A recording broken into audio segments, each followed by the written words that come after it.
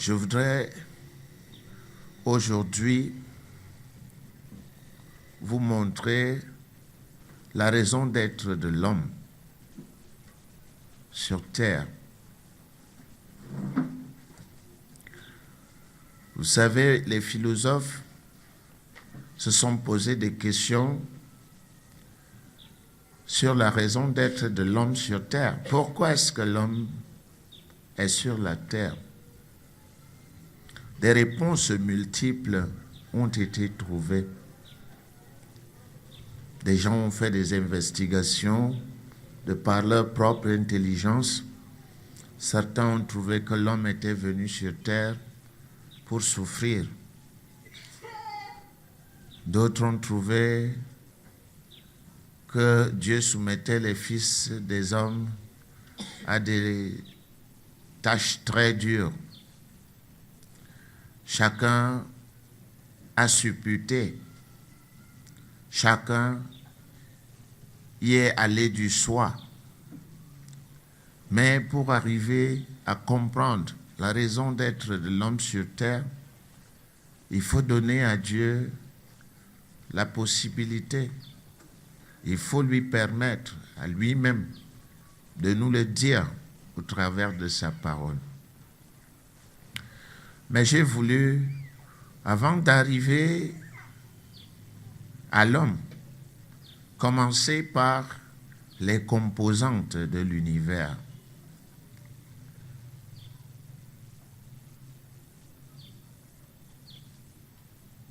La terre abrite l'homme. Quelle est la raison d'être de la terre? Les gens ont dit que les astres servaient à détecter l'avenir. Nous posons la question, quelle est la raison d'être des astres? Et ce questionnement peut nous amener à mieux comprendre l'importance que Dieu attribue à l'homme. Je voudrais donc aujourd'hui commencer par la raison d'être des astres. Puis nous verrons la raison d'être de la terre. Et puis nous verrons la raison d'être de l'homme.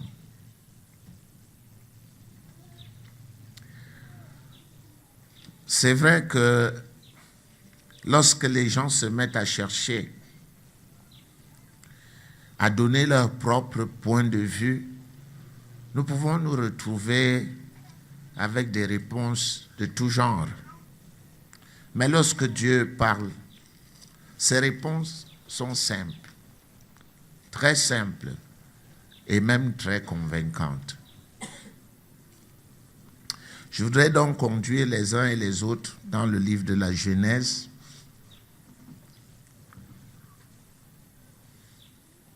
En Genèse, chapitre 1, et au verset 1. Nous voici ce que dit la parole de Dieu. Au commencement, Dieu créa les cieux et la terre. Au commencement, Dieu créa les cieux et la terre. Si nous scrutons attentivement ce verset, nous nous apercevrons qu'il est faux. Pourquoi est-il faux? Il est tout simplement faux parce que Dieu, dans la parole, dit qu'il est l'alpha et l'oméga. Alpha est la première lettre de l'alphabet grec et oméga est la dernière lettre de l'alphabet grec. On ne peut pas donc dire qu'il y ait un commencement avant Dieu. Que l'on dise Dieu, au commencement Dieu, non. Ce verset devrait commencer par quoi? Il devrait donc se lire comment? Dieu, au commencement, créa. C'est Dieu. Il n'y a pas de commencement avant Dieu. c'est Dieu qui initie. Et si nous fonctionnons ainsi, nous remettons tout en place. Corrigez donc. Dieu, au commencement, créa les cieux et la terre. Et nous voyons ici, au deuxième verset, le texte commence par « La terre était informe et vide ». Ce qui est toujours une grosse erreur, parce que tous les exégètes s'accordent à dire qu'il n'existe pas de verbe être dans l'hébreu classique. Donc c'est la Septante qui a traduit ce texte avec le verbe être. Mais dans l'hébreu classique, il y a un mot qui ressemble au verbe être, mais qui ressemble plus au verbe devenir. Donc ce texte devrait en principe se lire « Et la terre devint informe et vide ». Parce que le verbe être dans ce verset donne l'impression que le monde est que la création de Dieu est évolutive, que Dieu sort de la terre, de la difformité, pour lui donner une forme. Non. Un autre texte contredit ce verset, voire deux. Le premier texte qui contredit ce verset, c'est Jacques, chapitre 1, au verset 17. Et que dit Jacques? Je peux lire pour vous. Jacques. Jacques est après Hébreu. C'est le premier livre après le livre d'Hébreu. Nous allons donc le chercher après Hébreu. Jacques, chapitre 1, et au verset 17, je cite. Toute grâce excellente et tout don parfait descendent d'en haut du Père des Lumières, chez lequel il n'y a ni changement, ni ombre de variation. Ce texte dit que Dieu ne peut pas créer une imperfection. Toute grâce excellente. On ne dit même pas bonne. On dit que ce qu'il fait est quoi? Excellent. Toute grâce excellente et tout don parfait descendent d'en haut du Père des Lumières, chez lequel il n'y a ni changement, ni ombre de variation. Fin de citation. Vous voyez donc que si le verbe être demeure dans le deuxième verset de la Genèse, ce texte dirait que Dieu a créé quoi? Une imperfection. Et c'est ce que le commun des mortels croit. Mais Dieu n'a pas créé une imperfection parce qu'un autre texte de la Bible démontre cela. C'est Jérémie 4 qui explique que la terre n'était pas informe et vide. Jérémie, nous y allons. C'est intéressant, non? Ou c'est pas intéressant? Voilà. Jérémie, vous y êtes? Jérémie est après Isaïe. Jérémie, chapitre 4. Et au verset quoi? Au verset 23. Je cite, c'est une prophétie. Je regarde et voici, elle est informe et vide. les cieux et leur lumière a disparu. Hein? Ce texte dit que la terre n'était pas informe et vide, mais qu'elle est devenue. Les cieux et leur lumière a disparu. Est-ce que c'est clair? Vous regardez donc. Nous disons, nous, en tant que chercheurs de la Bible, nous disons que les contradictions apparentes ne peuvent résider que soit dans la traduction d'un texte, soit dans la compréhension d'un texte. Et ici, les contradictions apparentes sont dans la traduction du texte du 2e chapitre de la Genèse. Si il était question réellement de réécrire ces 2 versets, il y a des milliards d'années qui existent entre le verset 1 et le verset 2. Des milliards d'années. Je cite. Dieu, au commencement, fit quoi? Créa les cieux et la terre. Et si nous relisons la suite, qu'est-ce qui... La terre devint informe et vide. Ça veut dire qu'il y a eu un problème qui a amené la création de Dieu à devenir informe et vide. Mais nous ne sommes pas dans cette étude-là aujourd'hui. Je voulais juste vous montrer la figure de rhétorique anadiplose qui est utilisée entre le verset 1 et le verset 2. C'est la figure anadiplose, c'est-à-dire que la fin de la première phrase est le début de la deuxième phrase. Vous voyez? Dieu au commencement fit quoi? Créa les cieux et la terre. Et le deuxième texte commence par quoi? La terre, il devrait commencer par « et ». La terre, si on met « et », alors elle devient la figure polysyndecte qu'on a vue l'autre soir. Mais nous ne sommes pas en recherche aujourd'hui. Nous vous montrons juste les incongruités qui peuvent exister dans le texte et qui pourraient faire croire que Dieu aurait créé une imperfection, alors qu'en fait, Dieu n'a jamais créé quoi? Une imperfection.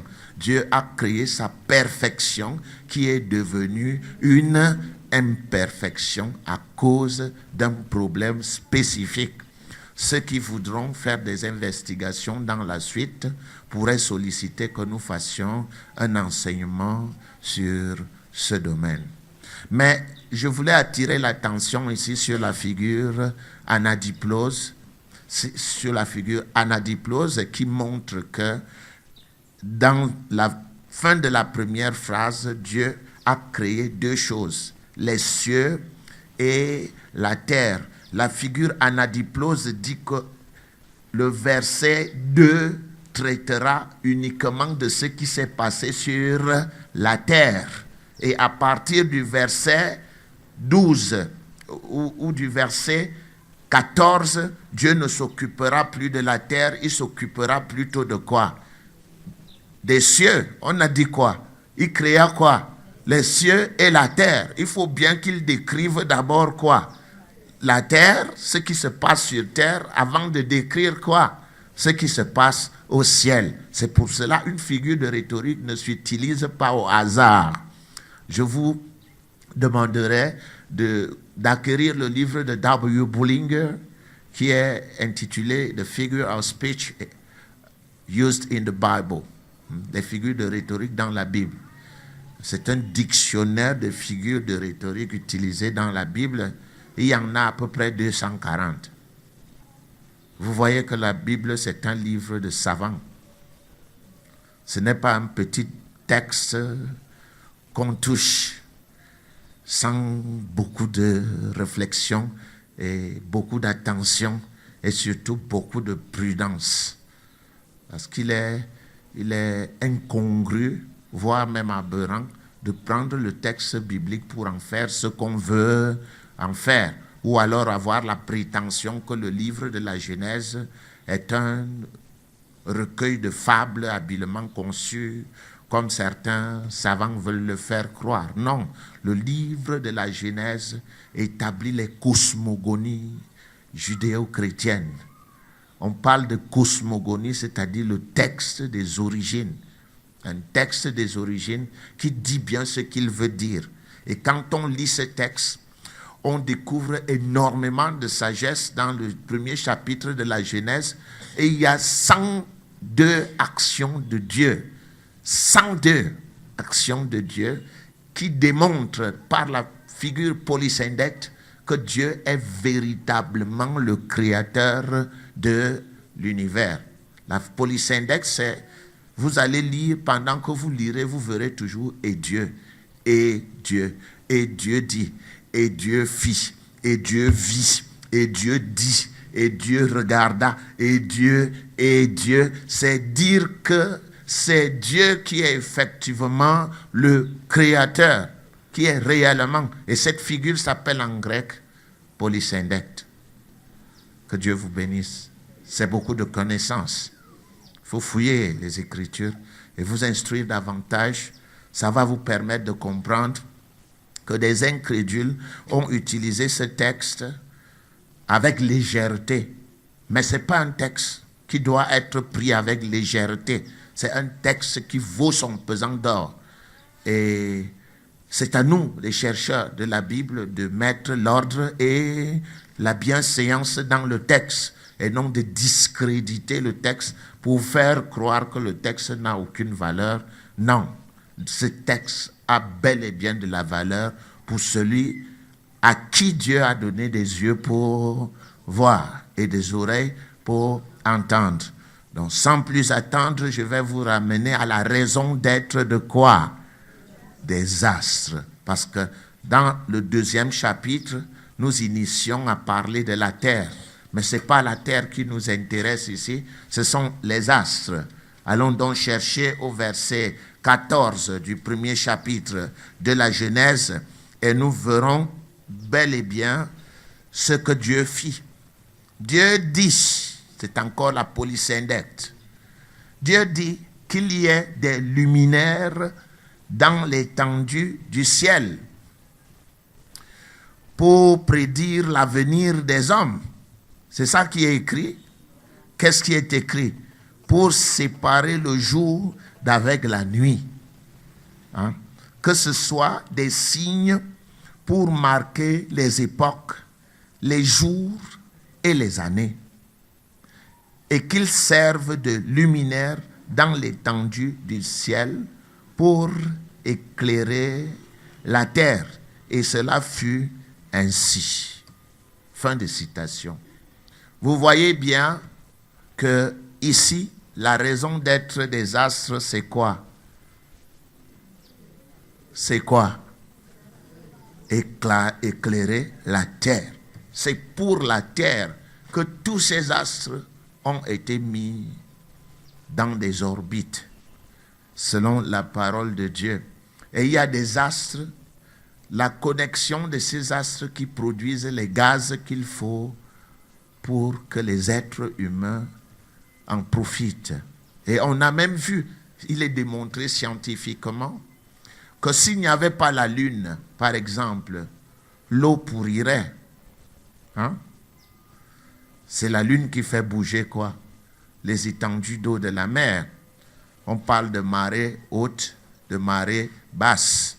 Vous voyez que la lune joue un rôle dans la régulation des eaux dans la planète Terre.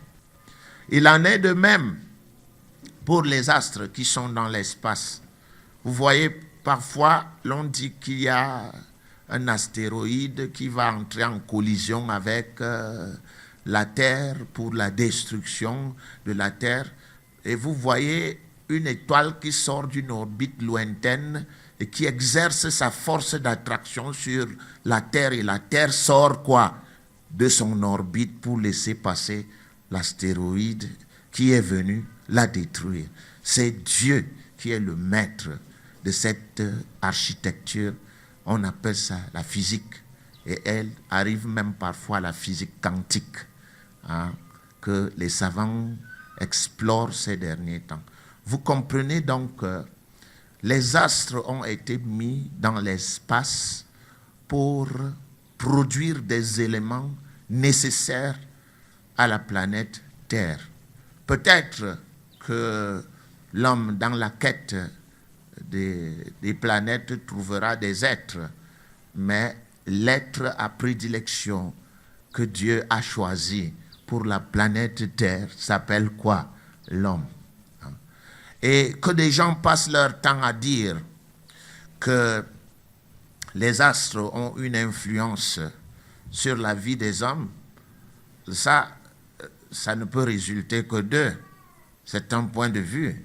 Mais la Bible enseigne qu'il y a et il existe une différence entre l'astrologie et l'astronomie. Tandis que l'astronomie est l'étude physique des astres et le rôle que les astres jouent. L'astrologie est une étude des astres dans le cadre de l'extrasensoriel, dans le cadre magique.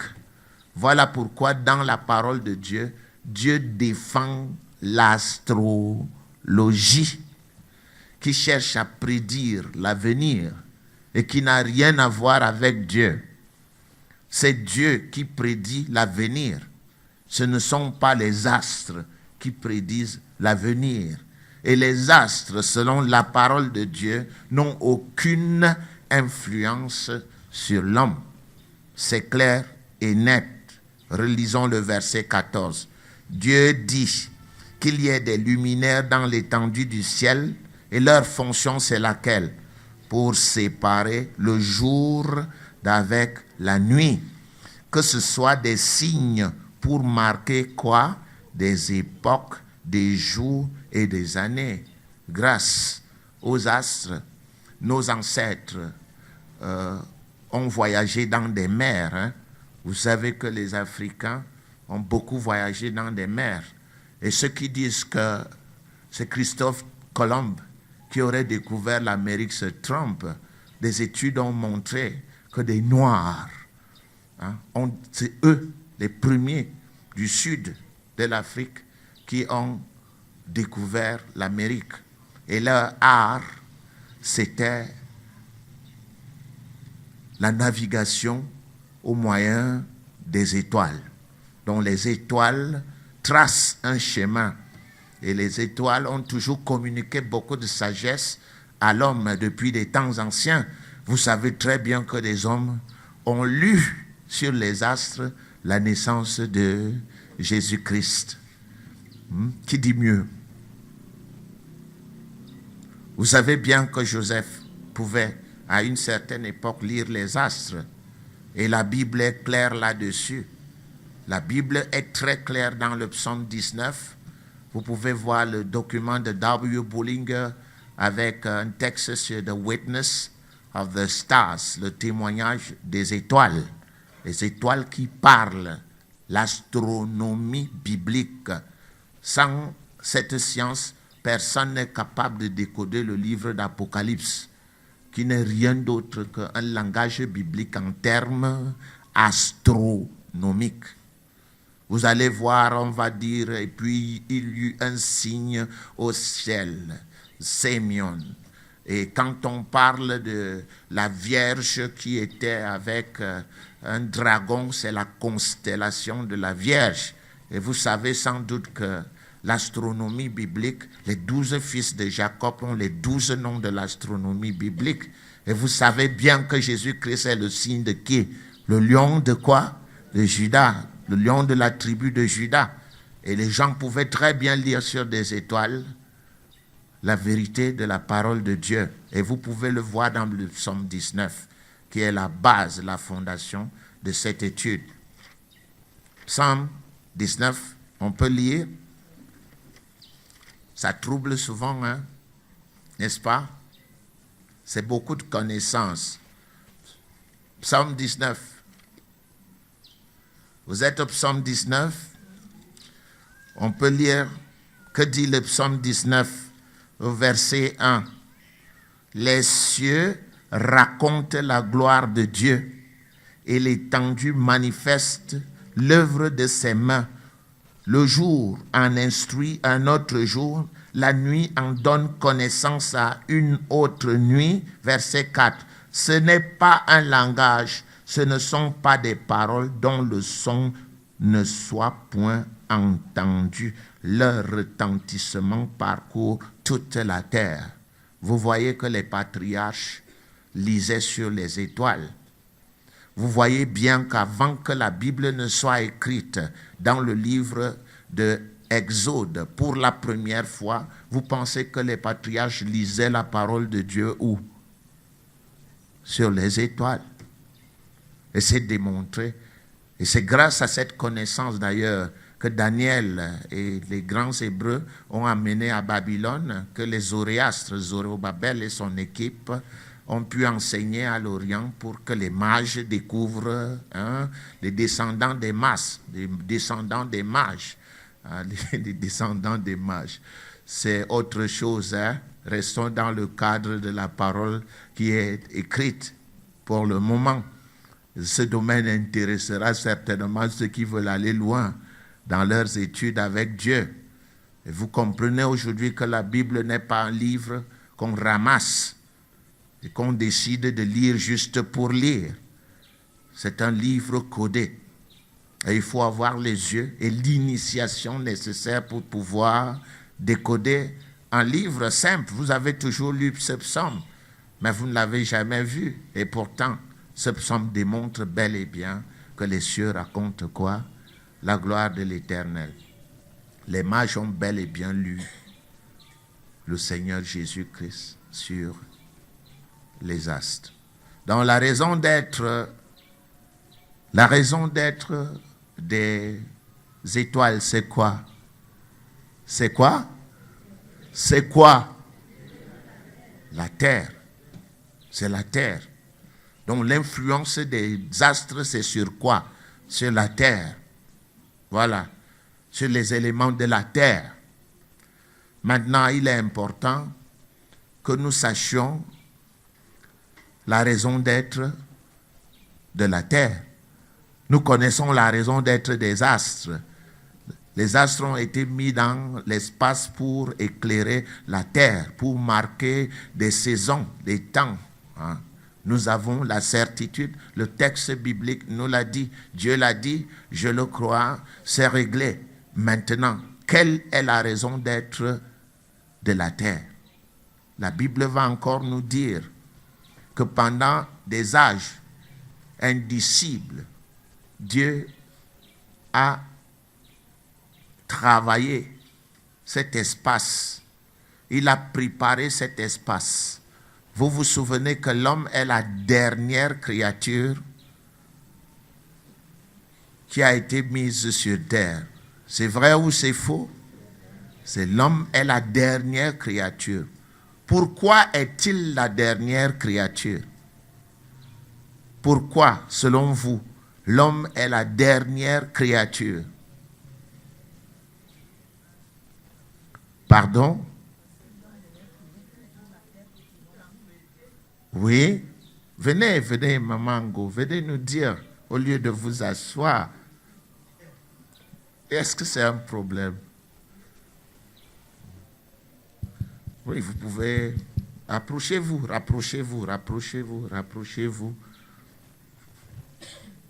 Oui, parce que nos fidèles ailleurs vous suivent. Ils vous suivent en direct. Expliquez-vous. Je crois que l'homme a été la dernière créature parce que Dieu a voulu d'abord créer tout ce qui lui était nécessaire pour qu'il soit à l'aise. Vous êtes d'accord avec elle? C'est effectivement cela. L'homme ne pouvait pas venir en premier lieu parce que l'homme avait besoin de tout ce qui a été fait avant lui pour sa survie, pour vivre sur terre. Il est donc démontré clairement par cet acte que la raison d'être de la terre, c'est quoi? C'est l'homme. La raison d'être de la terre, c'est l'homme. La raison d'être de la terre, c'est la partie physique de l'homme. D'ailleurs, vous voyez que l'homme fut tiré de quoi? De la terre. Et il se nourrit de quoi? De tout ce qui pousse. Et il a besoin de quoi? De toutes les plantes qui sont sur la terre. Ces plantes lui apportent la santé, lui apportent des éléments nutritifs et tout ce dont il a besoin pour s'épanouir. Vous voyez que la terre, les astres furent établis et mis dans l'espace pour la terre. Mais la terre, elle n'a l'unique raison de la terre est l'homme. Parce que Dieu, pendant des âges, a préparé cet espace. Il lui a donné tout ce dont l'homme avait besoin. Et il vient mettre l'homme quand tout est préparé. Il dit que non, il y a l'oxygène et il va se servir de ça. Il y a des herbes, il mangera ce qu'il veut manger. Il y a des animaux, il y a des fruits, il y a tout. La raison d'être de la terre, c'est l'homme. Et vous prenez ça comme ça. Ce n'est pas merveilleux. Oh ben, peut-être parce qu'on ne comprend rien. Dieu a vraiment aimé l'être humain pour préparer tout pour lui. Et c'est ce qui est écrit dans la parole. Il a tout mis sous ses pieds. Il a tout mis sous ses pieds. Et les astres furent créés pour la terre. La terre fut formée, faite, créée pour l'homme. Et l'homme, lui, il a été créé, formé, fait. Pourquoi? Pourquoi?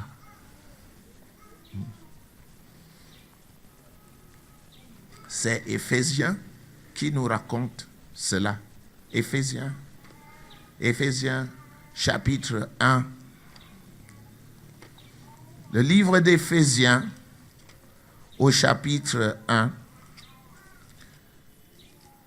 Dieu a dévoilé à Paul le mystère caché de tous les temps, de tous les âges.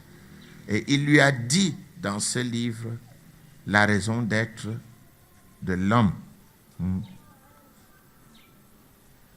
Regardez au verset 1. Commençons par le verset 3 et puis nous irons au verset. Béni soit Dieu, le Père de notre Seigneur Jésus. Ce n'est pas béni soit. Hein? La traduction de ce texte, c'est béni est Dieu. Vous ne donnez pas la bénédiction à Dieu. Dieu est la bénédiction. Hein? C'est clair ou c'est pas clair? Voilà. Quand on dit béni soit Dieu, c'est que vous bénissez, vous donnez la bénédiction à Dieu. Hein? Mais si vous dites béni est Dieu, ça veut dire qu'il est quoi? Il est béni, il est la bénédiction. Béni est Dieu, le Père de notre Seigneur Jésus-Christ. Et comme il est béni, qu'est-ce qu'il a fait? Qui nous a bénis de toutes sortes de bénédictions spirituelles dans les lieux célestes en Christ. Verset 4. En lui, Dieu nous a élus avant la fondation du monde pour que nous soyons saints et irrépréhensibles devant lui. Regardez le verset 5. Nous ayant prédestinés, proginosco, dans son amour, à être ses enfants d'adoption par Jésus-Christ selon le bon plaisir de sa volonté. Verset, c'est une virgule là, volonté. Hein? Ça veut dire que nous pouvons encore reprendre, nous ayant prédestinés dans son amour à être ses enfants d'adoption par Jésus-Christ, lisons le verset 6, à la louange de la gloire de sa grâce qu'il nous a accordée en son bien-aimé. Quelle est la raison d'être de l'homme? Louer Dieu. Louez Dieu. Regardez le verset 12, verset 11. En lui, nous sommes aussi devenus héritiers, ayant été prédestinés suivant la résolution de celui qui opère toutes choses d'après le conseil de sa volonté, verset 12, afin que nous servions à la louange de sa gloire, nous qui d'avance avons espéré en Christ. Quelle est notre raison d'être? Louer Dieu. Louer Dieu est la raison d'être de l'homme sur terre. Alors, combien de fois dites-vous merci à Dieu? Nous passons notre temps à pleurnicher plutôt. Mais notre mission, c'est quoi? À dire merci à Dieu. Louer, c'est quoi? Laudare. Dire du bien. Louer, c'est dire du bien. Laudare, c'est latin. Louer, c'est dire du bien. Louer Dieu devrait être notre style de vie. Louer Dieu devrait être quoi? Nous dormons aujourd'hui ou quoi? Nous dormons? Ou bien ce n'est pas intéressant? Louer Dieu devrait être notre style de vie. Louer Dieu devrait être quoi? Notre style de vie. Et j'ai posé la question, nous le louons combien de fois? Ben, nous devrions le faire chaque fois que nous en avons l'occasion. Et c'est des choses très faciles. Les gens aiment les choses compliquées. Mais il y a un psaume qui démontre que Dieu habite dans les louanges de son peuple. Et cela a été démontré la dernière fois que nous étions au week-end des actes à Koutié. Koutié est à peu près à 400 km d'ici. Nous avons commencé la prière. Et nous avons prié pendant un certain temps. Lorsque la chorale a commencé à louer Dieu du cœur, que s'est-il passé? Qui était en Kouti? Qui était là avec nous? Oui, vous n'avez rien remarqué. Ça veut dire que... Oui, ça veut dire en fait que vous vous asseyez souvent sans rien regarder, sans rien voir, sans rien noter. Vous n'avez pas noté que la louange a déclenché des manifestations inimaginables ce jour. Pourquoi? Parce que la louange est une arme. Jean 10:10 dit, le voleur ne vient que pour dérober, égorger et détruire. Vous pensez que quelle est la volonté du voleur pour vous? De manière implicite, qu'est-ce que Satan veut que vous fassiez? C'est que vous passiez votre temps à pleurnicher, puisque ses objectifs, c'est quoi? Dérober, égorger et détruire. Quand on vous dérobe, vous êtes content? Quand on égorge, vous êtes content? Quand on détruit, vous êtes content? Qu'est-ce que ces trois verbes ont de commun? Pleurer, la souffrance, se lamenter, faire des jérémiades. C'est de cela qu'il est question. Que nous, l'adversaire veut que nous passions notre journée à faire quoi? Dis ça à ton voisin. Et c'est ça. C'est ça qu'il veut de manière implicite. Quand on vous dérobe, on vous égorge, on vous détruit. C'est pourquoi, en fin de compte, vous avez un nouveau mot que vous utilisez au Cameroun avec beaucoup de manières. Ça s'appelle comment? Le stress. Je suis stressé. Hein? Et ça veut le dire, hein? Pour dire qu'ils ont peur, ils disent maintenant quoi? Je suis stressé. C'est ça. La finalité, c'est que vous soyez comment? Stressé. Le voleur ne vient que pour dérober, égorger et détruire. Moi, je suis venu afin que les brebis aient la vie et qu'elles soient comment? Dans l'abondance. Alors, de manière subtile, Satan voudrait qu'un fils de Dieu passe ses 24 heures à faire quoi? À pleurer. Pleurer du matin jusqu'au soir. Et certains sont devenus maîtres dans cet art-là. Bonjour ma soeur, comment ça va? Les enfants vont mal, le mari ne vient pas à la maison. Vraiment, je suis troublé, je n'ai rien à manger, je n'ai gna gna gna, gno gno gno. Vous voulez que l'adversaire fasse quoi? Comment vont les poches? Frère, c'est chaud, ça chauffe. C'est ça le langage que Satan voudrait que vous ayez. C'est ça ce qu'il veut. Mais quel est le langage que Dieu voudrait que vous ayez? Tout va bien. Tout va bien. Vous n'avez pas noté que vous énervez quelqu'un lorsqu'il croit vous avoir fait du mal et il s'aperçoit que ça ne vous dit rien? Qu'est-ce qu'il fait? Il s'énerve davantage.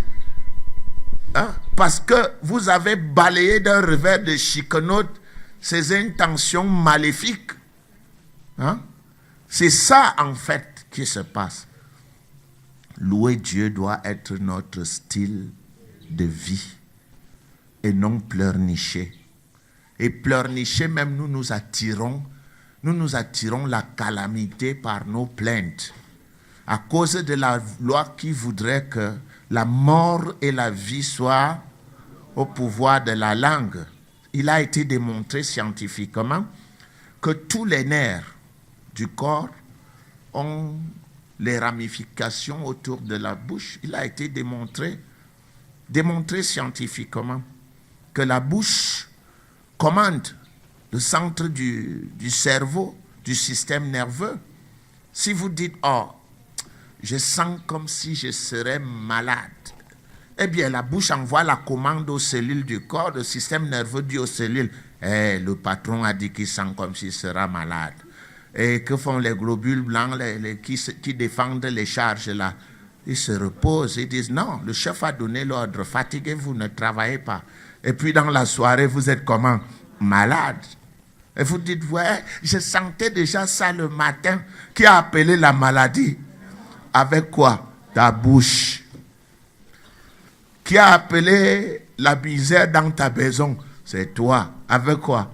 Ta bouche. Parce que tu passes le temps à dire quoi? Je n'ai rien. Donnez pour Dieu, je n'ai rien. Il y en a même, dès que vous ouvrez, ils disent quoi? Je n'ai rien. Dès que vous ouvrez la bouche pour dire ils disent quoi? Je n'ai rien. Ça, c'est leur réponse. Leur réponse. Et ils ne savent pas que si tu confesses de ta bouche, en croyant de ton cœur, ça se manifeste, non? Romains 19, 10. Si tu confesses de ta bouche le Seigneur, et si tu crois dans ton cœur que tu seras bon, changeons de confession. Si tu confesses de ta bouche le malheur, et si tu crois dans ton cœur que ce malheur est existant, tu seras comment? Dans le malheur. Et nos anciens connaissaient ça. Et ils ont symbolisé ça simplement par un mot. Vers Satanampim, à Niwanda. Ça dit, vous dessinez le diable sur votre mur, il va entrer dans votre maison. Le mur, c'est quoi? C'est votre intelligence. Vous l'avez dessiné, vous allez parler. Dès que vous l'avez dessiné, vous allez penser. Dès que vous pensez, dès que vous parlez, vous allez agir. Donc la vie, c'est quoi? Penser, parler, agir, et ça devient le style de vie. Penser, parler, agir, style de vie, habitude. Hein? Penser, parler, agir, ça devient quoi? Une habitude, et dès que ça devient une habitude, ça devient quoi? Le style de vie. C'est de cela qu'il est question. Alors dis à ton voisin, change de style. change. Hein? C'est de cela qu'il est question. La raison d'être de l'homme sur terre est de faire quoi? Louer Dieu. Et à force de louer Dieu, vous avez passé votre temps à faire quoi? À louer Dieu. Comme la mort et la vie sont au pouvoir de la langue, la vie commence à se manifester dans votre corps. C'est la clé pour laquelle nous faisons des confessions ici. C'est pour que votre bouche confesse la parole de Dieu et que par le biais de la vie synchronisée, que vous commenciez à manifester cette parole dans votre vie. C'est bon ou c'est pas bon? Mais vous allez garder ça dans le cahier ce soir. Et demain, je vais vous voir des bouches attachées. Alors qu'en principe, c'est qu'est-ce qu'il faut? Dès que l'adversaire agresse, vous prenez votre cantique. Merci Dieu pour ton amour, en Jésus ton Fils unique. Vous chantez 2, 3, 4 cantiques. La douleur commence à faire quoi? À partir. Mais si vous gardez ça dans votre tête, vous finirez par parler et vous finissez par agir et ça deviendra votre habitude. Et quand vous sortirez de l'habitude, ça deviendra quoi? Votre style de vie. Comment ça va? Mal. Non, Dieu n'a rien fait. Ça va mal. Tout à l'heure, je vais demander de témoigner. Vous allez voir, ils vont fermer de bouche. Parce qu'ils ne sauront pas ce que Dieu a fait dans leur vie. Hein? Quand on dit témoignage, vous regardez quelqu'un qui reste, il attend des heures. Parce qu'il veut se souvenir de ce que Dieu a fait. La respiration même est déjà quoi? La respiration n'est pas un témoignage. Marcher n'est pas un témoignage. Pendant que vous êtes assis, vous savez qu'il y a des gens qui ont des pieds coupés dans des hôpitaux. Il y a quelqu'un qui a pleuré toute cette nuit pour pouvoir dormir, il n'a pas pu. Mais toi, tu es bien assis. Tu écoutes la parole de Dieu. Tu as dit merci à Dieu pour la santé. Témoignage. Vous attendez quoi? Des choses spéciales. Oh, vraiment de Dieu, j'étais en route, j'ai mis mon doigt, la main est passée dans le mur. C'est ça qu'ils veulent. Ils veulent voir la main traverser quoi? Le mur. Vraiment, le type là m'a énervé, j'ai enlevé mon bras. Je lui ai montré comme ça. C'est ça que vous voulez, n'est-ce pas? Non. Le miracle part du naturel. Jésus n'a rien fait d'extraordinaire. Les gens voulaient qu'il leur montre qu'il est fils de Dieu en enlevant quoi? Sa tête, en portant sa tête en main. Dit oui, je suis fils de Dieu, la tête parle seule. Non, tous les miracles de Jésus partent du naturel, du simple. Hein? C'est le simple qui a produit l'extrasensoriel. Pour ouvrir les yeux, il a utilisé quoi? Les formules magiques. Abricadabrique, abracadabrique, abracadabrique, c'est ça? Non. Il a pris juste un peu de boue. La boue est naturelle ou bien extrasensorielle? Et il a mis sur les yeux.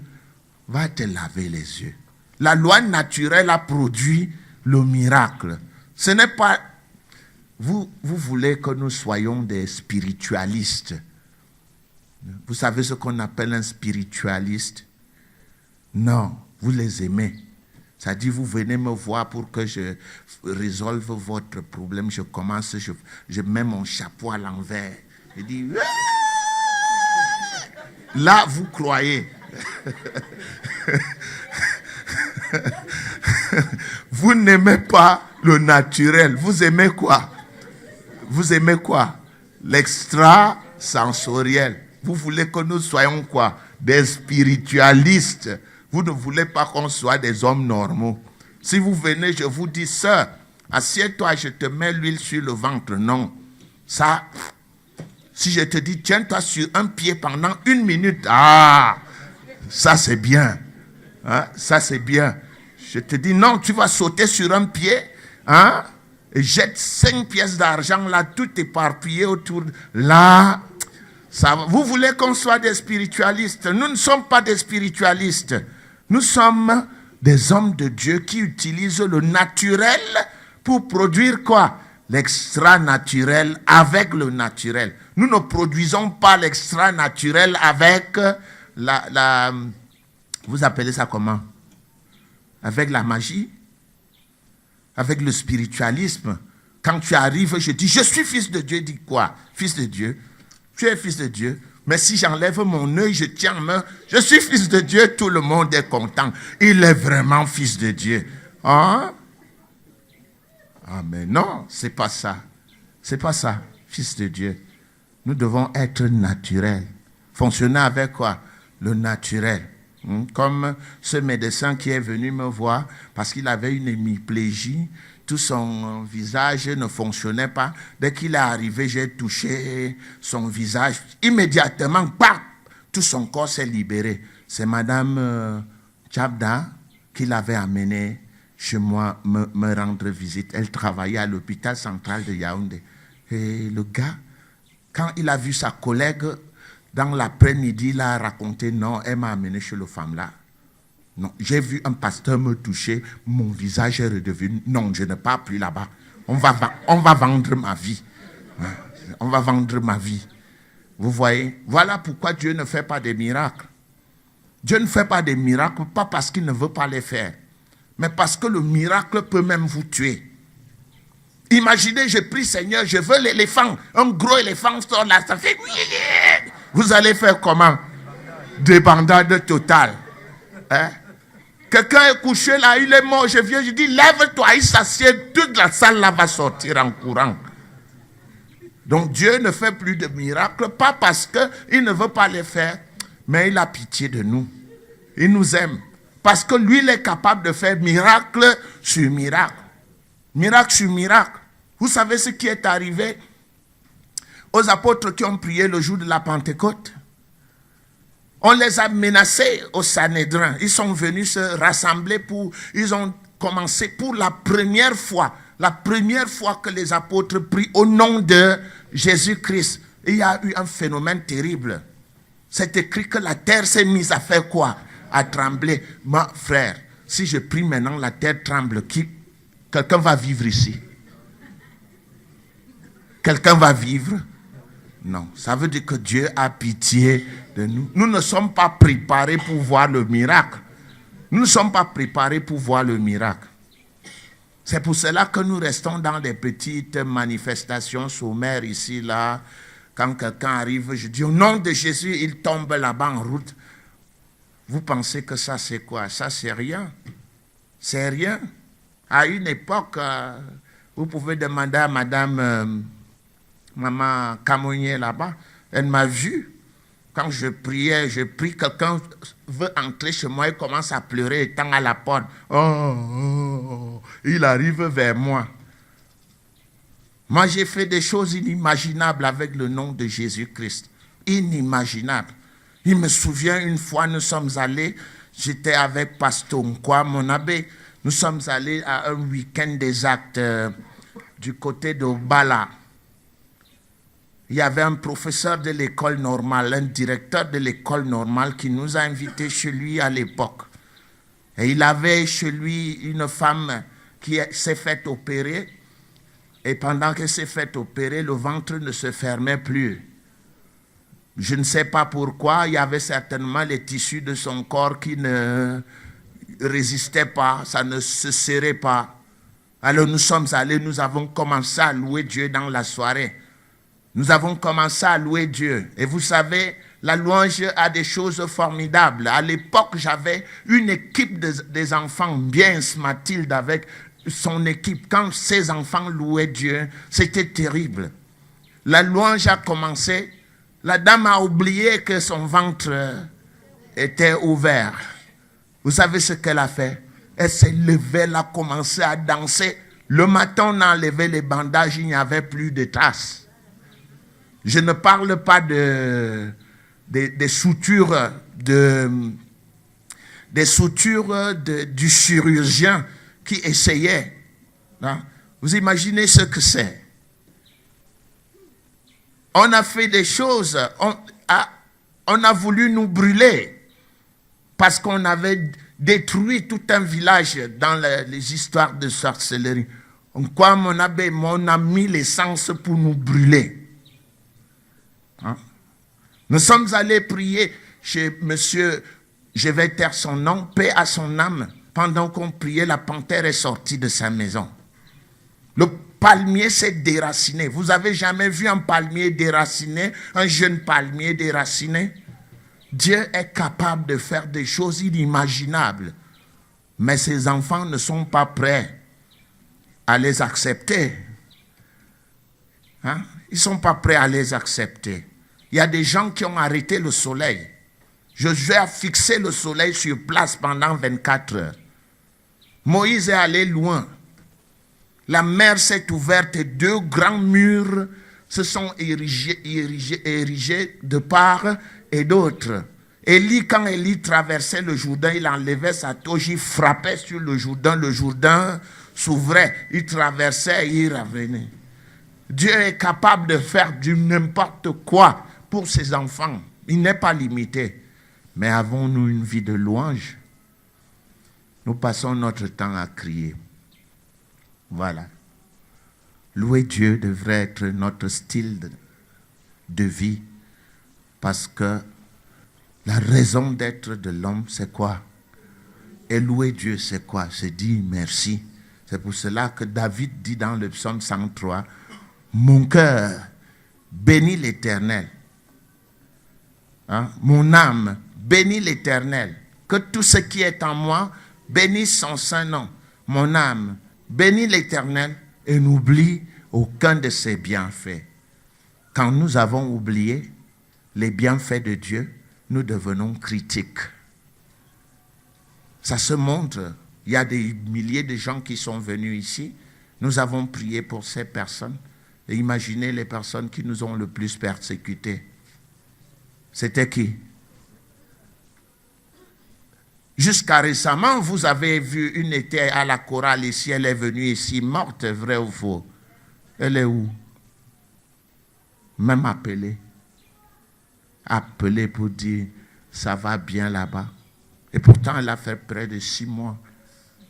Venue étant comment? Morte, ressuscitée. Et puis quoi? Il nous manque la reconnaissance. Regardez les 2 versets là. Et puis si vous voulez témoigner, vous allez témoigner. Louer Dieu est quoi? Notre style de vie. Éphésiens 5:20. Éphésiens, c'est après Galates, c'est avant Philippiens. En Éphésiens 5:20, voici ce que dit la parole. Rendez continuellement grâce pour toutes choses à Dieu le Père au nom de notre Seigneur Jésus-Christ.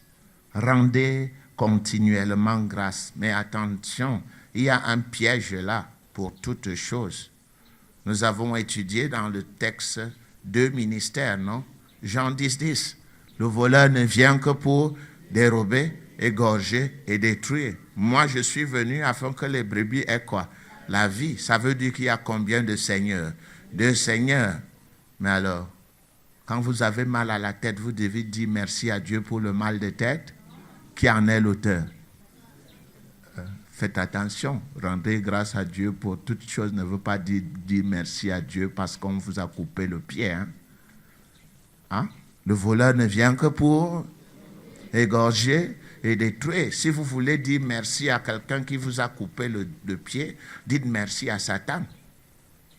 Oh, merci Lucifer de m'avoir crevé l'œil. C'est bien. Mais ne dites pas merci Dieu de m'avoir crevé l'œil. Dieu n'est pas celui qui a crevé ton œil. Dis à ton voisin. Dieu n'est pas celui qui a crevé ton œil. C'est clair ou c'est pas clair? Faites attention. Nous disons merci à Dieu. On a été agressé dans la nuit. Nous disons merci à Dieu parce qu'il nous a gardés en vie. Nous ne disons pas merci pour l'agression. Parce que celui qui nous a agressés, le voleur ne vient que pour... Vous voulez dire merci pour une agression, dites merci à Lucifer. Merci de m'avoir fait agresser, Satan. C'est ça que vous devrez lui dire. Dieu ne fait agresser personne. C'est compris? Notre style de vie doit être quoi? Louer Dieu. 1 Thessaloniciens, c'est ça, pasteur? 5, 18. C'est le dernier verset que nous allons étudier aujourd'hui. 1 Thessaloniciens 5, 18. Thessaloniciens après Colossiens. 1 Thessaloniciens. J'espère que vous avez étudié l'ordre de vos livres. 1 Thessaloniciens 5, 18. Rendez grâce en toutes choses, car c'est à votre égard la volonté de Dieu en Jésus-Christ. C'est à votre égard quoi? La volonté de Dieu en Jésus-Christ. Voilà. Alors, on continue à pleurer, n'est-ce pas? Fini les plaintes. N'est-ce pas? On va commencer à faire quoi? Louer Dieu. Que louer Dieu devienne notre style de vie, parce que la raison d'être de l'homme sur terre est de faire quoi? Louer Dieu. C'était bon? Alors bon appétit, applaudissez pour vous. Voilà. Je vais demander à Yuan de nous louer là, de nous mettre en ébullition. On va louer Dieu. Et puis après, on va faire les témoignages. D'accord? Les 10 premiers qui voudront témoigner, levez-vous. Voilà, voilà. En bon, tu vas témoigner. C'est bien. Aujourd'hui, tu vas témoigner. Tu vas témoigner. Mets-nous la louange.